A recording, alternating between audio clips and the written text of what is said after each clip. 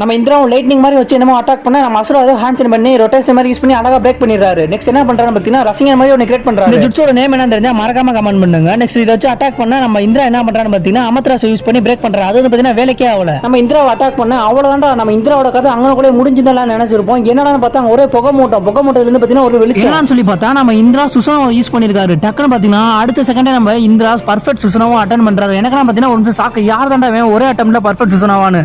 இந்திராவும் இனிமேல் தானே என்னோட ட்ரூ பவரை பார்க்க போறேன்னு சொல்லி அட்டாக் பண்றாரு. நெக்ஸ்ட் அசுராவும் அந்த ரசிகன் மாதிரி கிரியேட் பண்ணி அதை வச்சு அட்டாக் பண்ணா அது வந்து பார்த்தீங்கன்னா வேலைக்கே அவளோட அசால்ட்டா வந்து பார்த்தீங்கன்னா பொம்மையை தள்ளி விடுற மாதிரி தள்ளி விடுறாரு. நெக்ஸ்ட் அங்க இருக்க எல்லா மக்களுமே பார்த்தீங்கன்னா ஒன்னு சேராங்க. ஒன்னு சேர்ந்து நம்ம இந்திராவே அட்டாக் பண்றாங்க. இதை பார்த்தா இந்திராக்கு வந்து பார்த்தீங்கன்னா பயங்கரமான கோவம். எனக்கு எதிராக பார்த்தீங்கன்னா நீங்க போராடி ஜெயிக்க முடியும்னு நினைக்கிறேன்னு சொல்லி ஒரு பயங்கரமான ஒரு அட்டாக் பண்றாரு. அவ்வளவுதான் அங்க இருக்க எல்லா இடமே காலி நினைச்சிருப்போம் நம்ம. அவ்வளவுதான் முக்காவாசி இடமே காலின்னு சொல்லி பார்த்துட்டு இருக்கும்போது அசுரா அழகா பிரேக் பண்ணி நிக்கிறாரு. என்னடான்னு பார்த்தா அசுராவுக்கு சேஜ் ஆஃப் 6 பேரோட பவர் கிடைச்சிருக்கு. பாட்டு இதோட முடிவுக்கு வருகிறது. இதுக்கப்புறம் என்ன நடந்துச்சு தெரிஞ்சுக்கலாம் நம்ம சேனல் லைக் பண்ணி சப்ஸ்கிரைப் பண்ணிக்கோங்க. இன்னும் 2 எபிசோட் கிட்ட தான் இருக்கு. இந்த இந்திரா அசுராவோட ஸ்டோரி என்ன